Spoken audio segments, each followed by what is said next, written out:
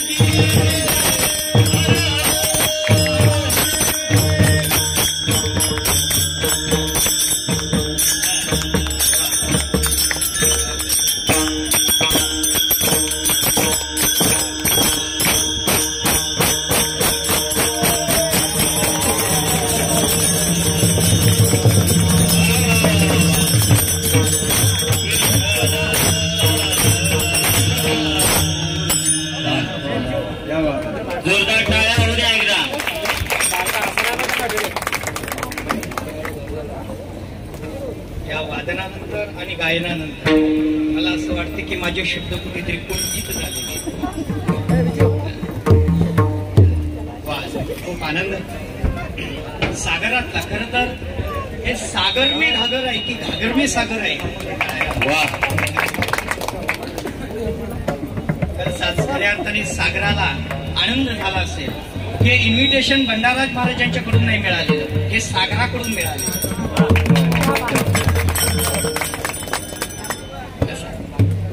सागराने त्यांना बोलवून घेतलं. महाराजांचं नाव आहे बंडा, त्याच्यामुळे आमच्या पाण्याचा भरलाय हंडा. हा भक्ती रसाच असा भरलेला हंडा आपल्याला प्रत्येकानं घरी घेऊन जायचा आहे. तेव्हा आनंदाचे डोही आनंदे तरंग, आनंदाची अंग आनंदाचे.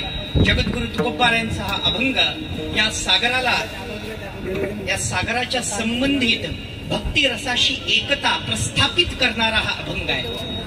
माझ्याकडे मी फक्त 1 तास जास्तीत जास्त बोलेन, 2 सव्वा 2च्या आतमध्ये कीर्तन संपवेन. पण काही महत्वाच्या गोष्टीवरती मला निश्चित इथं बोलावंसं वाटतं. मुळात आम्ही कर्नाटकचे आणि आमचा असा आहे भंडाराज महाराज, देवकीने वाही लागे यशोदेने पाळीला, तसं कर्नाटकने जन्म दिला आणि महाराष्ट्राने सांभाळ केला. त्याची आमच्या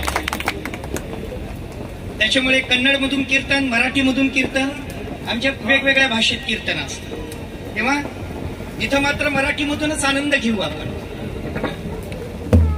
असं आहे की जगद्गुरु तुकोबाराय आपल्या अंतःकरणातला अनुभव प्रतिपादित करतात आणि हा अनुभव हृदयाला दिलेल्या डोहाची उपमा आहे. हृदयाला दिलेल्या डोहाची उपमा आहे. हृदयात साठवलेल्या आनंदाला प्रगटीकरण ज्या शब्दात होतं त्याला लहरीची उपमा आहे. आणि हा आनंद हृदयातल्या डोहामध्ये प्रगट झालेला आनंद ज्या वेळेला शब्दातून, वर्तनातून, कीर्तनातून प्रगट होतो त्यावेळेला आपलं अंग नृत्यमय होतं. याचा प्रत्यय म्हणजे ही सगळी मंडळी आहे. आनंदाची अंग आनंदाची. इथं प्रत्येक पार्ट आनंदाचा आहे. सकाळचे पोहे हा आनंदाचाच आहे. भजनाचा आनंद, नंतर भोजनाचा आनंद आणि हा वादनाचा आनंद, फक्त आनंद. इथं बसणारे टाळ्या वाजवायच्या आनंदासाठी. एक वाक्य लक्षात घ्या, आनंद 2 पद्धतीने प्रकट करता येतं. एक आनंदासाठी नाचणं आणि आनंदापोटी नाचणं. आता इथं कोण कशासाठी नाचतं हे कन्फ्युजनच आहे. आनंदासाठी नाचतो का आनंदापोटी नाचतो? आम्ही आनंदासाठी नाचतोय आणि सागर आनंदापोटी नाचतो. कारण आमच्या येण्याने सागराला आनंद झाला, आम्हाला आनंद झाला नवल नाही. वारकऱ्यांना कुठेही आनंद मिळतो, सागराला आनंदाची गरज होती म्हणून सागराने आम्हाला बोलवून घेतले. लक्षात. आणि या सागरामध्ये धर्म कीर्तन उभं राहिलं.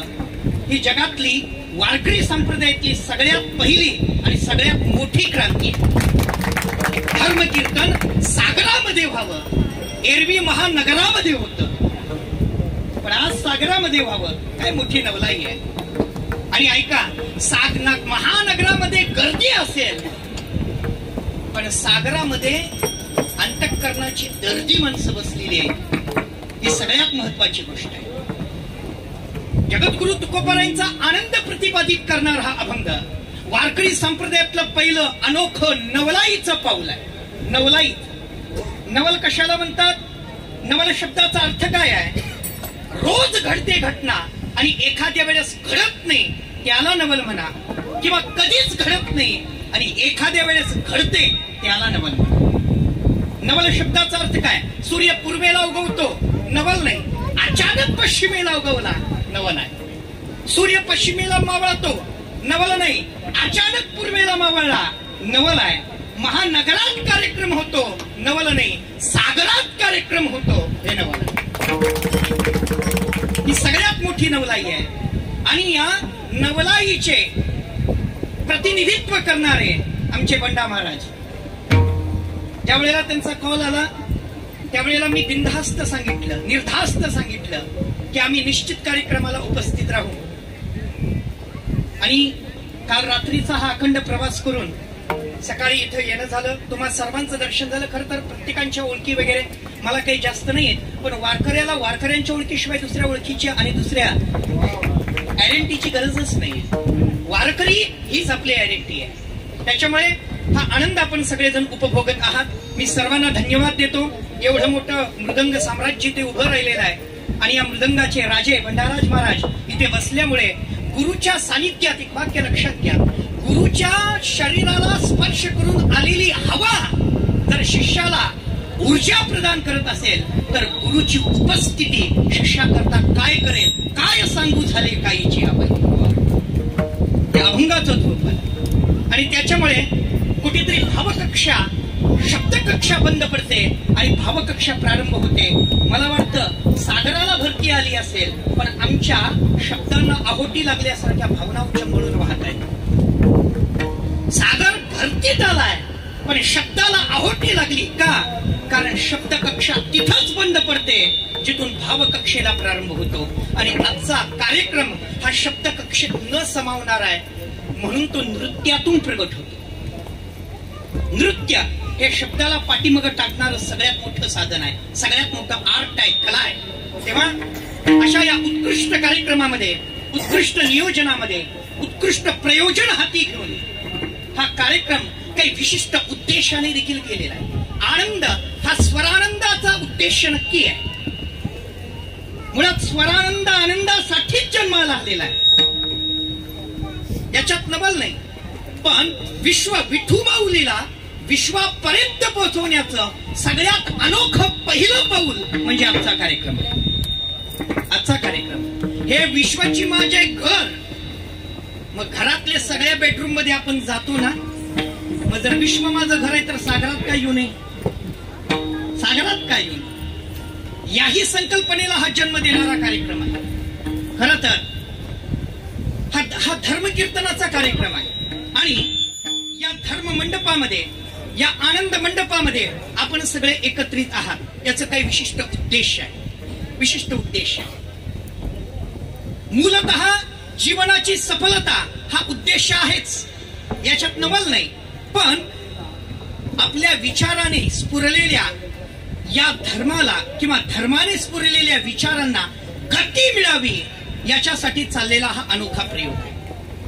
आपले विचार 7 समुद्रापलीकडे जाण्यासाठी पहिल्यांदा समुद्रात पाऊल टाकावं लागतं, ते टिकावं लागतं, चालावं लागतं आणि मग ते पोहोचावं लागतं. त्याच्यात हे टिकलं नाही, आता पडलंय. दरवर्षी कार्यक्रम झाला पाहिजे, ते टिकेल, मग चालायला लागेल आणि मग निश्चित पोहोचेल, मग निश्चित पोहोचेल. विषय असा आहे की जगातल्या सगळ्या गोष्टी या धर्मविचाराच्या अधीन आहेत, धर्मविचाराच्या अधीन आहेत. धर्म काय करतो? धर्म आनंद देतो. का कीर्तन करावं? आनंदासाठी. का कीर्तन करावं? कल्याणासाठी. का कीर्तन करावं? उत्थानासाठी. मग ते वैचारिक उत्थान असो, आध्यात्मिक उत्थान असो, व्यावहारिक उत्थान असो, व्यावसायिक उत्थान असो, पारिवारिक उत्थान असो, सामाजिक उत्थान असो, राष्ट्रीय उत्थान असो किंवा वैश्विक उत्थान असो, आपल्याला भरारी घ्यायची असेल तर धर्माच्या विचाराशिवाय आपल्याला पर्याय नाही. त्याच्यातला हा चाललेला प्रयोग आहे. कोरोना नंतर आपण सगळे एकत्र येत चाललो आहोत यावर्षी. पण या जगामध्ये कोरोनामध्ये देखील ज्या ज्या ठिकाणी मनुष्यबळ आणि मनुष्यता प्रदर्शनास आली, निदर्शनास आली, त्याच्या पाठीमागे अखंड वारकरी संप्रदायाने या महाराष्ट्रात चालवलेला जागर हे त्याचं सगळ्यात मोठं कारण आहे, सगळ्यात मोठं कारण. मी अनेक ठिकाणी या गोष्टी पाहिलेले. माणसाच्या जीवनामध्ये धर्म टिकला पाहिजे, धर्माचे विचार टिकले पाहिजे. आणि नेमकं कशासाठी? त्याचं कारण आहे, आज अजूनही रशिया आणि युक्रेनचं युद्ध चालू आहे, युद्ध चालू आहे. तिथे युद्धजन्य परिस्थिती आहे. त्याचं कारण आहे तिथे विचाराचा अभाव आहे, विचाराचा अभाव आहे. जिथे विचाराचा अभाव आहे तिथे विचार पेरण्याचं काम या संप्रदायाने करावं, याच्यासाठी पडलेलं पहिलं पाऊल म्हणजे सागरातला भक्तिरंगाचा कार्यक्रम आहे. अजून ऐका पुढे, या जगातल्या प्रत्येक वस्तूचा एक धर्म आहे. बंडाराज महाराज. आणि ज्या दिवशी तो धर्म संपेल त्या दिवशी ती वस्तू संपून जाते. या डोळ्याचा एक धर्म आहे, या कानाचा एक धर्म आहे, या नाकाचा एक धर्म आहे, या जिभेचा एक धर्म आहे, या त्वचेचा एक धर्म आहे, या जगाचा एक धर्म आहे. आणि ज्या दिवशी तो धर्म संपेल ती वस्तू संपत असते, जग संपत असतं. डोळ्याचा धर्म आहे पाहणे, दिसत नाही, डोळा संपलेला आहे. कानाचा धर्म आहे ऐकणे, ऐकू येत नाही, कान संपलेला आहे. नाकाचा धर्म आहे श्वास घेणे आणि सुगंध दुर्गंध येणे, वास येत नाही, नाक संपलेला आहे. त्वचेचा धर्म आहे स्पर्श ज्ञान करून देणे, ज्ञान होत नाही, त्वचा संपलेली आहे. तसं या जगाचा एक धर्म आहे, ज्या दिवशी हा धर्म संपेल जग संपल्याशिवाय राहणार नाही. विठाला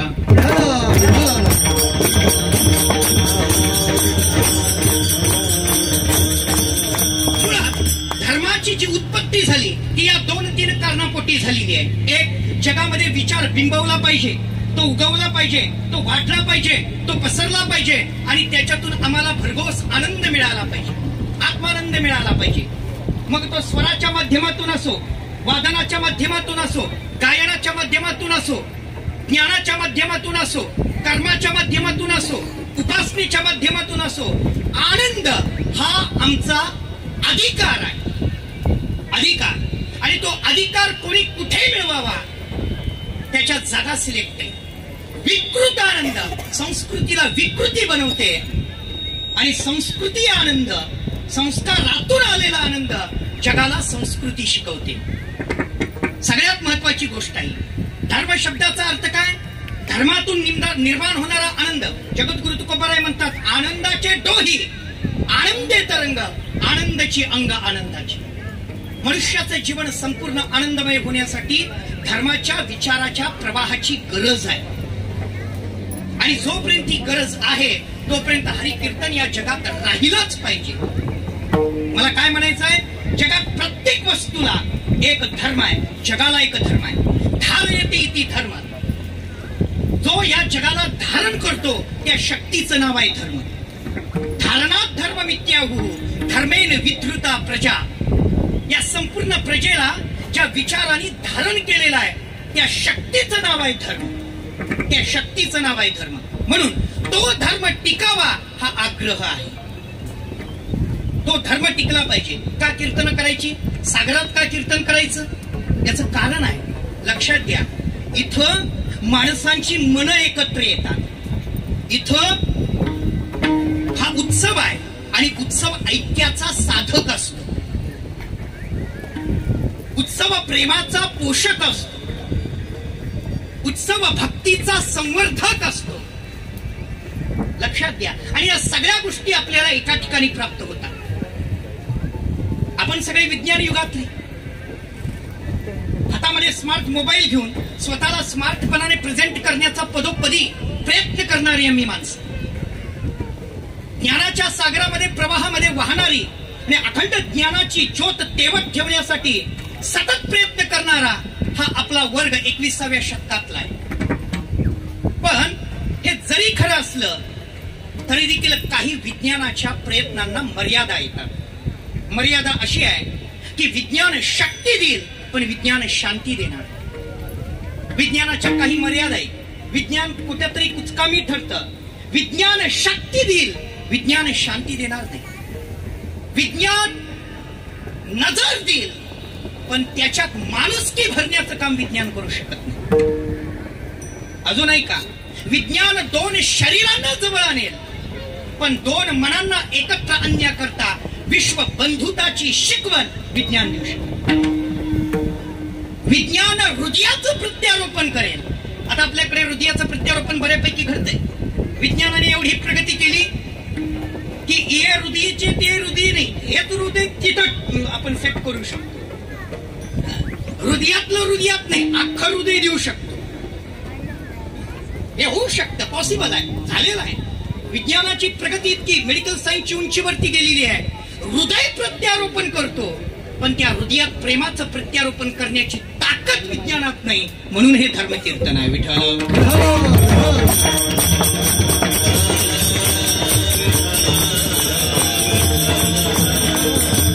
जेव्हा या धर्म कीर्तनातून स्वानंदाचा अनुभव तुकोबारायांना प्राप्त झाला तेव्हा तो एका अंगाला प्राप्त झाला नाही. जिथं एका अंगाला प्राप्त होतो आनंद त्याला प्रपंच म्हणतात आणि जिथं सर्वांगाला आनंद प्राप्त होतो त्याला परमार्थ म्हणतात. इथं एक अंग सुखी होत नाही. चित्रपटामध्ये बसला की फक्त डोळ्यांना आनंद, गाणी ऐकायला लागला की फक्त कानाला आनंद, बरोबर. कुठेही तुम्ही जा फक्त बॉडीतल्या एका पार्टला आनंद, पण सगळ्या बॉडीतले पार्ट, शरीराचं अंग आणि अंग प्रत्यांग ज्या वेळेला आनंदाच्या सागरात डोलायला लागतं त्याचं नाव परमार्थ आहे.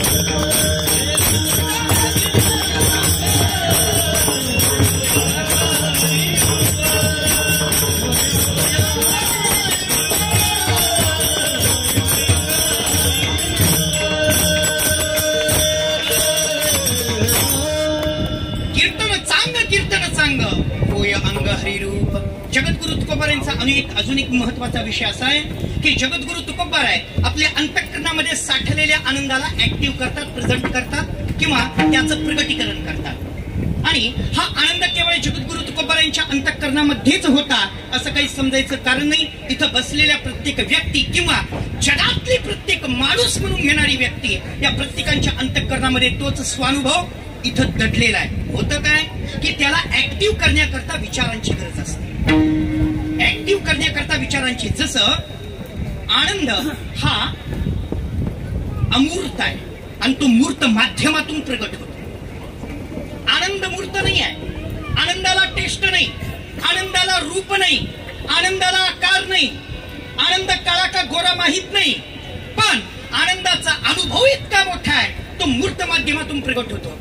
जसं एखादी विद्युत प्रवाहिका असते ज्याला इंग्लिशमध्ये आपण वायर म्हणतो, त्याला विद्युत प्रवाहिका मराठीत म्हटलं जातं. आणि त्या विद्युत प्रवाहिकेमध्ये विद्युत असतं, पण त्याच्यातून प्रकाश नावासाठी ऍक्टिव्ह होण्यासाठी आपण त्याला होल्डर लावतो, त्याला बल्ब लावतो, त्याला मग ते पिन आणतो, त्याला वायरमॅन आणतो. या सगळ्या गोष्टी एकत्र करून तिथून ते ऍक्टिव्ह केलं जातं. प्रकाश अमूर्त आहे, मूर्त माध्यमातून प्रगट होतो. आनंद अमूर्त आहे, मूर्त माध्यमातून प्रगट करण्यासाठी स्वरानंदाने ठेवलेला हा कार्यक्रम आहे. विठ्ठल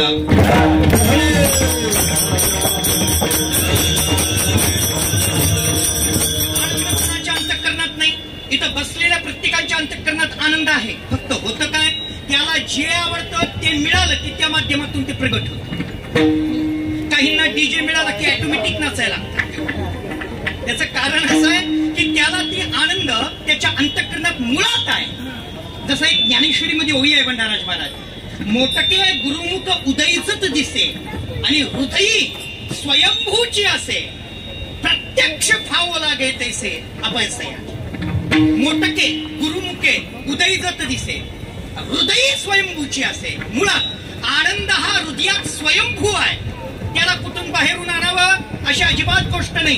पण हा जो आनंद आहे तो ऍक्टिव्ह होण्याकरता काहीतरी ठोस रिझन लागतं आणि जगातलं सगळ्यात मोठं आनंदाला प्रगटीकरणाचं माध्यम म्हणजे कलियुगातलं हरिकीर्तन आहे. विठ्ठल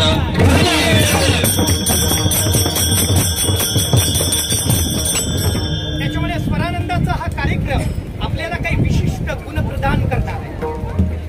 असो काय अर्थ नाही. स्वरानंदातून चाललेला हा कार्यक्रम, या कार्यक्रमाचे काही उद्दिष्ट आहेत. मुळात आपण जन्माला येतो कशासाठी, आपण जन्माला येऊन काय करणार, आपलं नेमकं उद्दिष्ट काय आहे.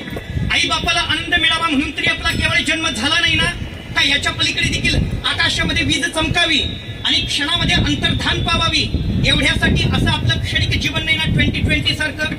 पण नेमकं जीवनाचं उद्दिष्ट काय आहे हा विचार ज्या वेळेला अंतःकरणामध्ये स्फुरतो त्यावेळेला आम्ही आनंदाचे अधिकारी व्हावेत याच्यासाठी जीवन. जीवनाचा सगळ्यात मोठा उद्देश काय असेल तर आम्ही आनंदाचे अधिकारी व्हावेत, आम्ही सुखाचे अधिकारी व्हावेत आणि सुखाचा अधिकारी होण्यासाठी एक सुख मिळावं याच्यासाठी कुणाचं तरी मुख पाहावं लागतं आणि मग ज्ञानोबारांची अनुभूती आमच्या अंतःकरणामध्ये येते. तुकोबा ज्ञानोबाराय म्हणतात, रूप पाहता लोची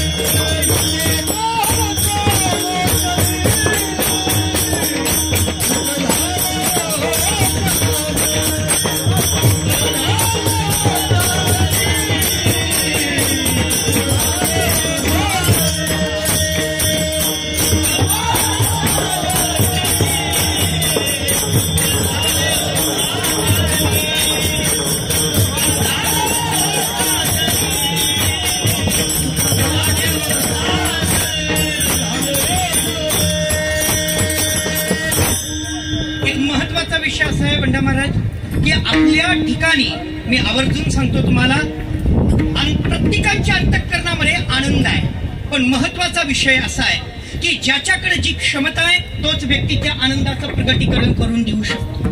प्रत्येकाच्या ठिकाणी आनंद आहे पण क्षमतेवरती डिपेंड आहे. जसं आपण एखाद्या होल्डरला बल्ब लावला, तो बल्ब जितक्या व्होल्टेजचा आहे प्रकाश तितकाच आपल्याला मिळू शकतो. जितक्या व्होल्टेजचा बल्ब प्रकाश तेवढाच, जेवढी क्षमता आनंद तेवढाच. त्याच्यामुळे इथं बसलेले जरी सगळे आले असले तरी ज्याच्या त्याच्या आनंदाच्या अनुभूतीमध्ये फरक आहे. ज्याचा आनंद त्याने कसा भोगावा आणि आपल्या आनंदाला आहोटी न लागता भरती कशी आणावी हे ज्याच्या त्याच्या वृत्तीवरती, विचारावरती, आनंद घेणाऱ्या स्वभावावरती अवलंबून आहे. आपण वारंवार मगापासून सांगत आहात की टाळी वाजवा, आनंद घ्या. आनंद हा स्वतःसाठी असतो म्हणून त्याला स्वानंद म्हटलं जातं. जगद्गुरु तुकोबाराय म्हणतात की मी माझ्या जीवनामध्ये धर्माची जोपासना, भगवत नामाची जोपासना केली आणि त्या माध्यमातून मला जे प्राप्त झालं ते अभंगाचं पहिलं चरण. आनंदाची डोई आनंद तरंग, आनंदाची डोई आनंद तरंग,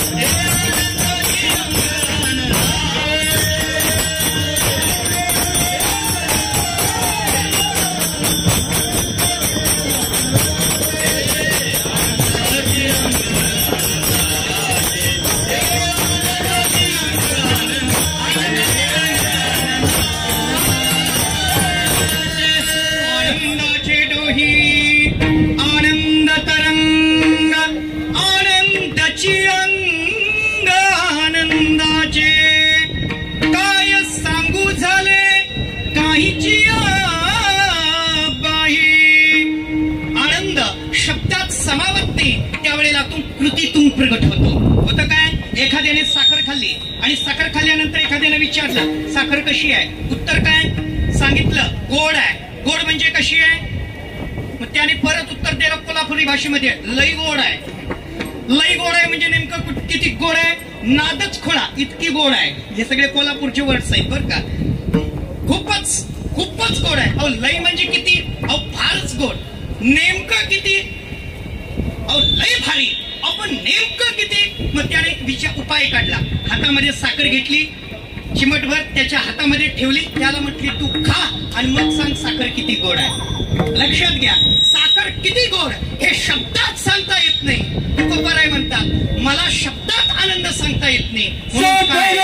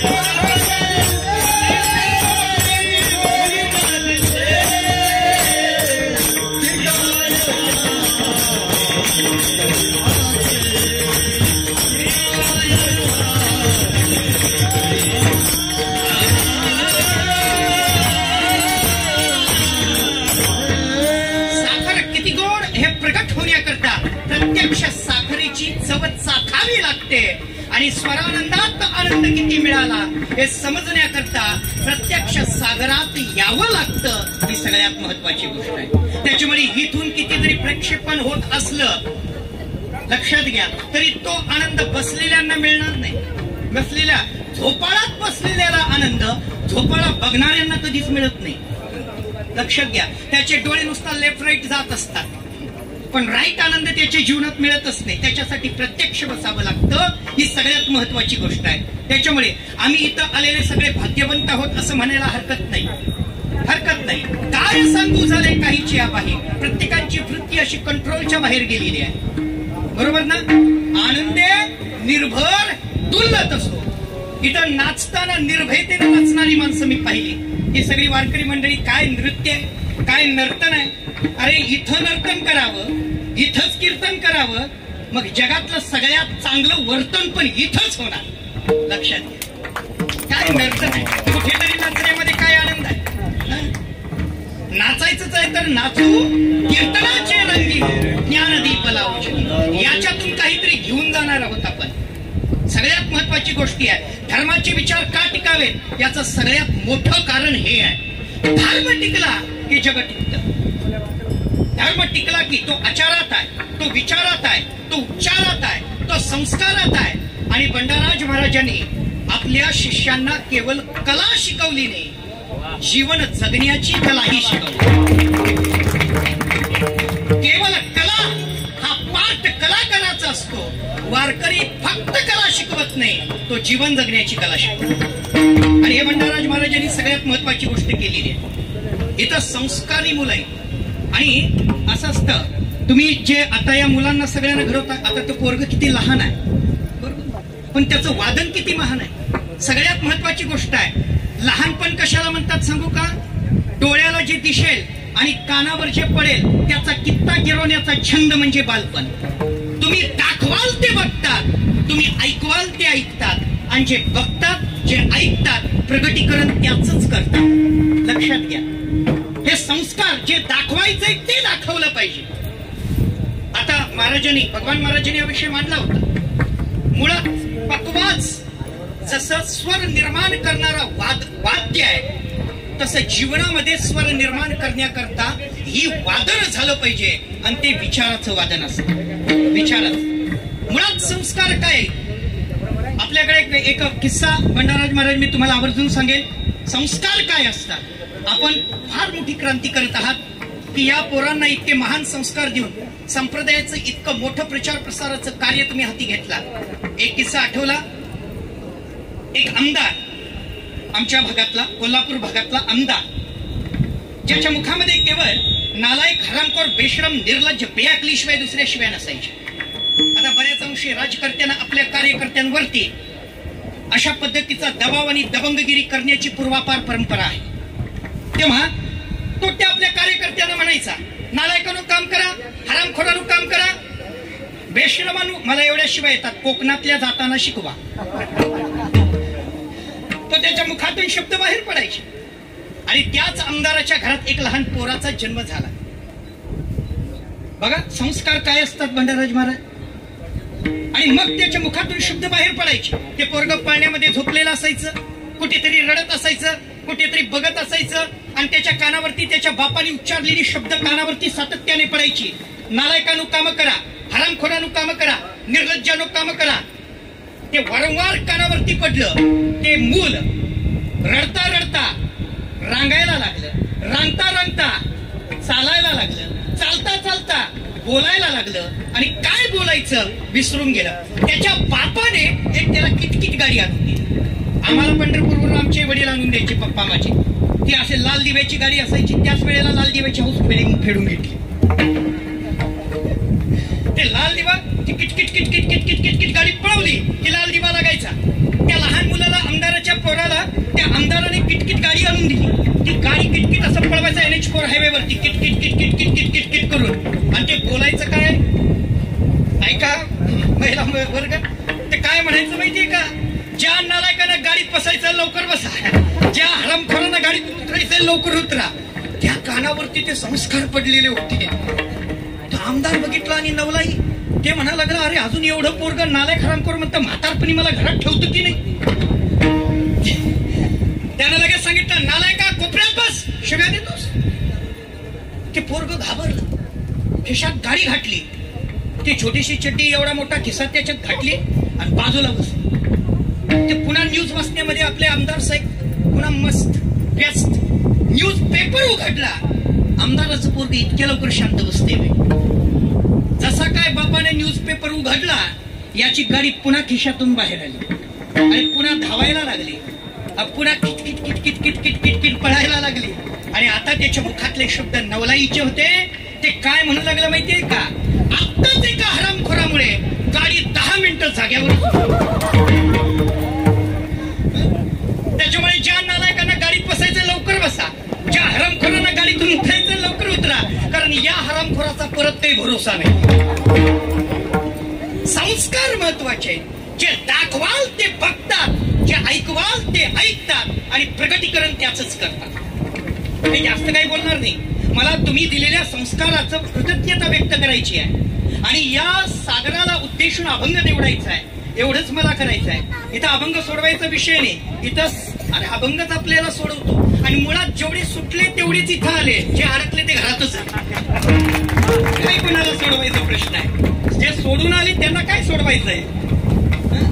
महत्वाचा विषय असा आहे की मगाशी जो संस्काराचा विषय दिला, मी कृतज्ञता व्यक्त करतो की या मुंबई सारख्या महानगरामध्ये प्रदूषित, दूषित, अत्यंत दूषित वातावरणामध्ये विचाराची जोपासना करणारी टीम, एक थळी आपण तयार करत आहात. मुळात कारण असं याचं की कारण तुम्ही त्यांना देताही नाही, तुम्ही तसं जगून दाखवता, ही सगळ्यात मोठी क्रांती आहे. भंडाराज महाराज हे वक्तृत्वातून प्रगट होणारं व्यक्तिमत्व नाही, ते वर्तनातून प्रगट होणारं व्यक्तिमत्व आहे. वर्तनातून. आम्ही कीर्तनातून प्रगट होणार आहे असो, पण ही शब्दांची सेवाच आहे. मला काय म्हणायचंय, मगाशी भगवान महाराजांनी एक वाक्य उच्चारलं की आई वडिलांनी संस्कार, आणि ते खरं आहे बरं का भंडाराज महाराज, खरं आहे. आपण शिकवतो त्याला शिक्षण म्हणतात.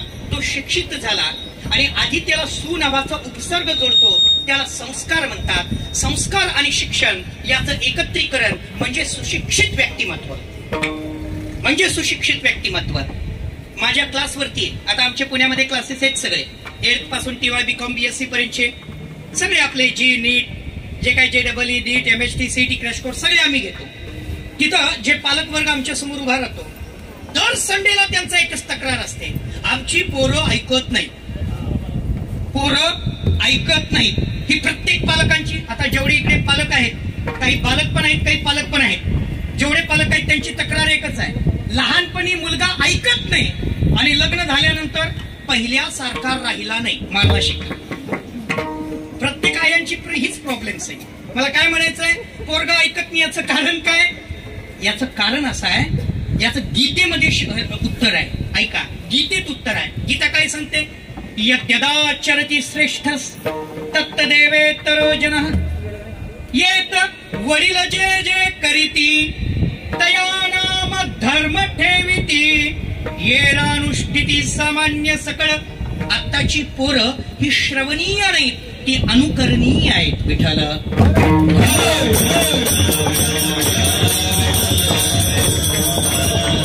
तुम्ही जे बोलाल ते ऐकत नाहीत, ते तुम्ही जे कराल ते ऐकतात. कराल ते. आणि आमचा प्रॉब्लेम असा आहे, आम्ही बोलतो पण करत नाही. मला सांगा, एखाद्या बापाला आपला पोरगा तंबाखू खाऊ नये असं वाटत असेल, आणि तो जर बाप आपल्या मुलाला सांगत असेल बळ्या तंबाखू खाऊ नको, आणि हे जर तो तंबाखू खाऊनच सांगत असेल तर त्याच्या बापाच्याने ऐकेल का ते? यद्यदाचरति, यदा जसं जसं तुम्ही आचरण करता तसं तसं मुलं ऐकतात. ती श्रवणीय आहे अजिबात नाही, ती अनुकरणीय आहे. तुम्ही जे कराल त्याला फॉलो करतात, याचं नाव बालपण. म्हणून आम्हाला प्रेझेंट करता आलं पाहिजे. जगातला प्रत्येक बाप पोराकडून ज्या अपेक्षा ठेवतो त्या अपेक्षेला न्याय देण्यासाठी त्याला स्वतःला प्रेझेंट करता आलं पाहिजे. मी परवाच माझा अनुभव सांगतो. महाराज, मी एका मुलांना म्हटलं, पालकांना, मुलांना वेळ द्या, वेळ. आता इथं कितीतरी मुलांना घेऊन पालकवर्ग आलेला आहे. मी त्यांना धन्यवाद देतो की त्यांनी स्वरानंदाचा आनंद घेण्यासाठी इथं आला आहात आपण. हा निर्भेळ निर्माय आनंद आहे, लक्षात घ्या. मी काही पालकांना म्हटलं, शिंदे मौली, की मुलांना वेळ द्या. त्यावेळेला एक चित्रपट रिलीज झाला होता, त्याचं नाव आहे पुष्पा. दुसऱ्याच वीक मध्ये, सेकंड वीक मध्ये त्या पालकांनी त्या पोराला घेतलं, आपल्या बायकोला घेतलं आणि पुष्पा बघायला गेलं. बर काय नवल आहे ते? पोरगा सरळ होतो, सरळ. पुष्पा बघायला सरळ गेलं आणि पुष्पा बघून वाकडवून आलं. मुलांना वेळ, पुष्पाला वेळ आहे, मुलांना कुठे वेळ दिला? बर, त्याचं शरीर वाकडं झालं, नवल नाही, त्याची बुद्धीही वाकडी झाली. घरात पाहुणे आले की घरचे म्हणायचे बाया पाया पड. आधी पडत होत, पुष्पा बघून आल्यानंतर बाया पाया पड, बाबा झुकेगा नाही सा.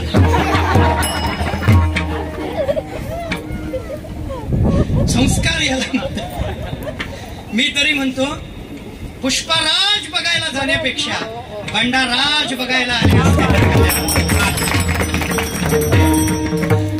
इथं तो आनंद आहे, इथं तो आनंद आहे. त्याच्यामुळे हा आनंद शब्दात सांगण्यासाठी नाही आहे, तो कीर्तनातही सांगण्यासाठी नाही आहे.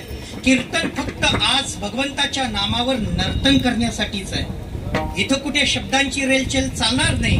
त्याच्यामुळे शब्दांना मी लवकर आहुती आणणार आहे. जगद्गुरु तुकोबाराय म्हणतात, मातेचा डोहळा, काय गर्भाची आवडी, मातेचा डोहळा, जेठीचा जिव्हाळा तेथे बिंबे. गर्भातली आवड हा मातेचा डोहळा असतो, जिथला आनंद तिथंच प्रगट होतो. लक्षात घ्या, हे केंद्रबिंदू आहे, सेंट्रलायझेशन केलेलं आहे याला. लक्षात घ्या, याचं विकेंद्रीकरण नाही, याचं केंद्रीकरण आहे. आनंदाचं केंद्रीकरण आहे. इथला आनंद इथंच प्रगट होतो. आनंद आतमध्ये आहे, मग प्रगट आतच झाला पाहिजे, शोध आतच घेतला पाहिजे. आमच्या कोल्हापूरला एक म्हातारी होती, डोळ्याला दिसत नव्हतं, व्यवस्थित चालता येत नव्हतं, एका झोपडीमध्ये राहत होती. सुईने आपली वाकळ ती असते ना, वाकळ काय म्हणतात पूर्वीच्या काळी, ते शिवत होते. शिवता शिवता तिची सुई पडली, सुई घरात पडली. घरात अंधार होता, सुई प्रकाशात शोधली पाहिजे. रस्त्यावर खांबावरती लागलेल्या लाईट मध्ये ती शोधायला गेली. रस्त्याने जाताना एक माणूस म्हटला, आजी अहो काय शोधताय तुम्ही? अहो म्हटल्या, अरे बाबा सुई पडली, सुई त्याला शोधतोय. पडली कुठं? घरात. शोधताय कुठं? दारात. मग घरात का नाही? अंधार आहे. दारात का प्रकाश आहे? नाही ना. अंधारात सुई पडली असेल, घरात सुई पडली असेल तर प्रकाश दिवा घरातच लावला पाहिजे. जेथीचा जिव्हाळा तेथेच असतो, दुसरीकडे का. ही सगळ्यात महत्वाची गोष्ट आहे. आणि माता भगिनींना सांगतो, आता इथे काही माता कमी आलेले आहेत. आपल्याकडे माता एक काय फार मोठी गंमत आहे. माता आणि पिता या शब्दात पण खरं तर खूप मोठी नवलाई आहे. पिता जर पिता असेल कसं व्हायचं, आणि पिता मंदिरात जात असेल तर पोरग मंदिरात कसं येईल? म्हणून पालकांनी मुलांना घेऊन आलं पाहिजे. ही सगळ्यात महत्वाची गोष्ट आहे. संस्कार महत्वाचे. अभंगाचं तिसरं चरण आहे माते काय गर्भाची आवडी, मातेचा जिव्हाळा. डोहळा, तुम्हाला डोहळा माहिती आहे प्रत्येकाला. कोणाला आंबट चिंच खाऊ वाटते, कोणाला तिखट काही पदार्थ खाऊ वाटतात. डोहळा शब्दाचा अर्थ काय? प्रेग्नेन्सी मध्ये प्रेग्नेंट असताना डोहळा लागतो. त्या डोहळा शब्दाचा अर्थ संस्कृत मध्ये दोहद आहे. दोहद, हद म्हणजे हृद, हृद म्हणजे हृदय. एकाच शरीरात दोन हृदय असतात आणि एका हृदयाची मागणी दुसऱ्या हृदयाच्या माध्यमातून प्रगट होते, त्याला डोहळा म्हणतात. हा डोहळा शब्दाचा अर्थ आहे. आता ऐका, मातेला लागलेला डोहळा हा गर्भाची आवड असली तरी गर्भाला काय आवडावं हा मातेचा संस्कार असतो. तुकोबाराय ज्या आईच्या पोटात होते त्या आईला एकांतात जावं वाटायचं, हा तिचा डोहळा होता. सुभद्रेच्या पोटात अभिमन्यू होता, त्यावेळेला सुभद्रेला युद्धाच्या कथा ऐकाव्या वाटायच्या, म्हणून योद्धा पुरुष जन्माला आला, हा डोहळा असतो. संस्कार काय देत आहे प्रेग्नेन्सी मध्ये, सगळ्यात महत्वाची गोष्ट आहे. आमच्या वयात तसं नाही. प्रेग्नेन्सी मध्ये कानात हेडफोन, हातात लाटणं आणि हनी सिंगचं गाणं ऐकत हनी हनी स्वयंपाक बनवतात. मग ते पोरग मायकल जॅक्सन होऊनच पाहिजे.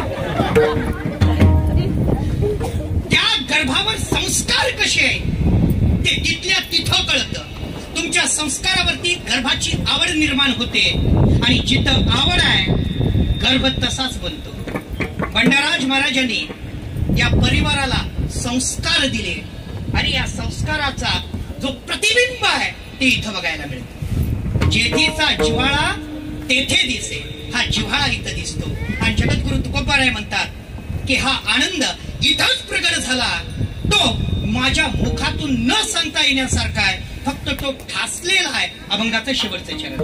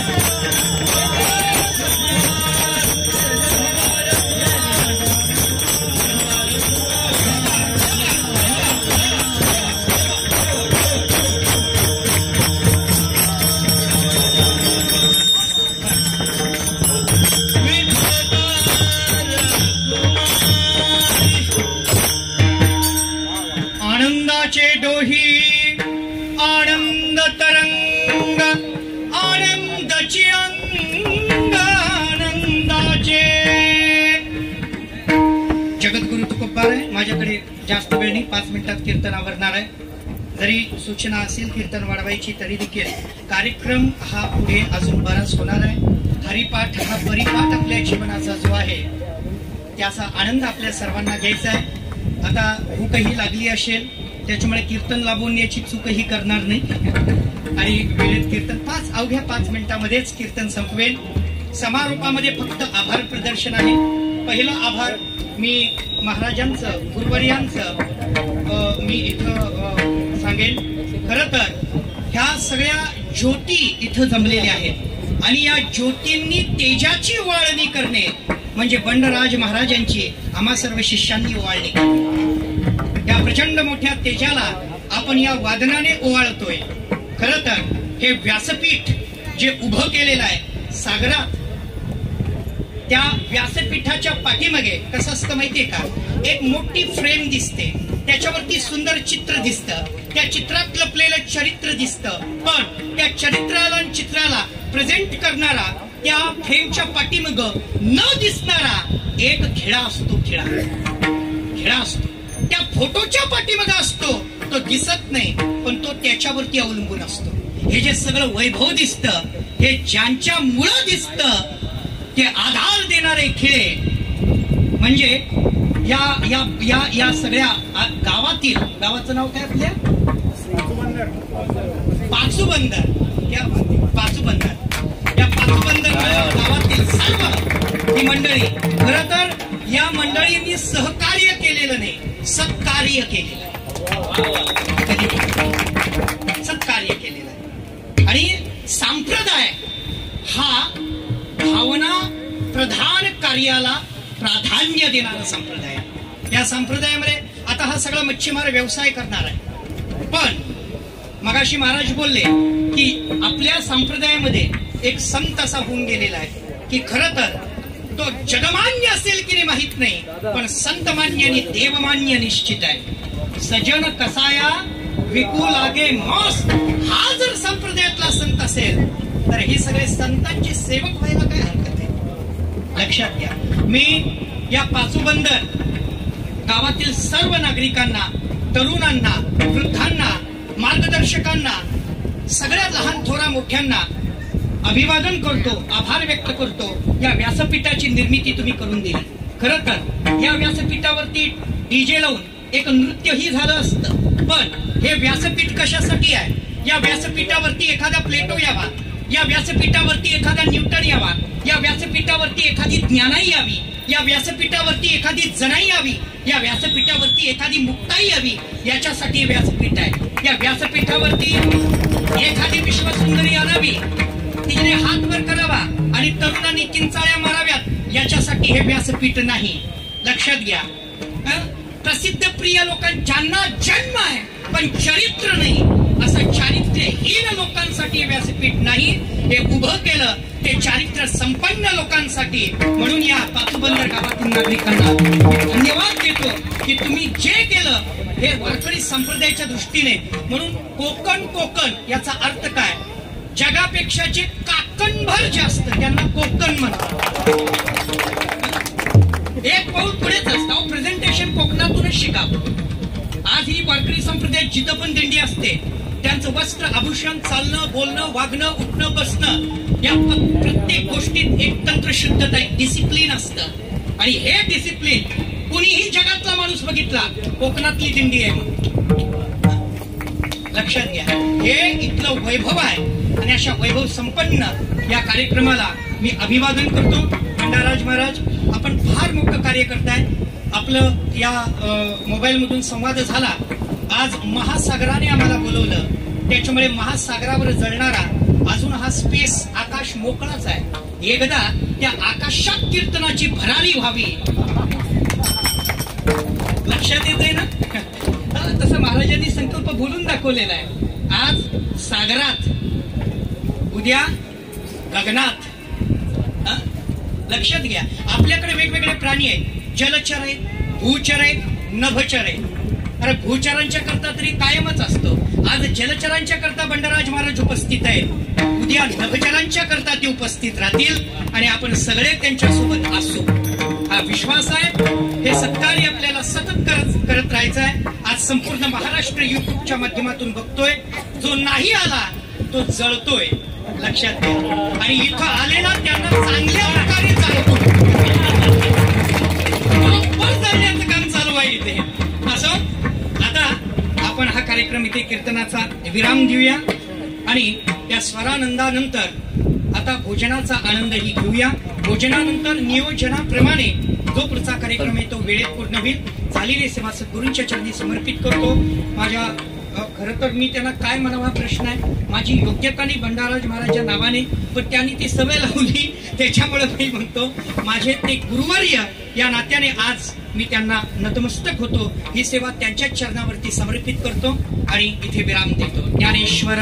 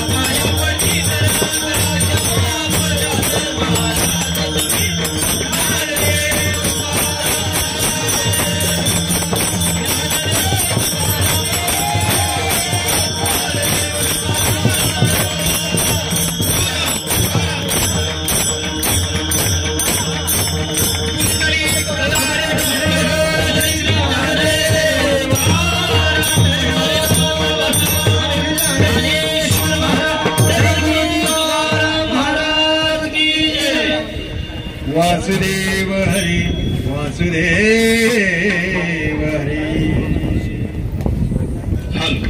हॅलो. विश्व विठुमाऊली प्रतिष्ठान कांदिवली गुरुवर्य बंडाराजी गाडगे यांच्या अर्थसंकल्पने म्हणजे त्यांच्या प्रयत्नाने या कार्यक्रमाचं भव्य दिव्य असं या ठिकाणी आयोजन केलेलं आहे. त्यानिमित्ताने धर्मजागृती सेवा मंडळ पाचोबंदर ह्या ग्रामस्थांनी सुद्धा अतिशय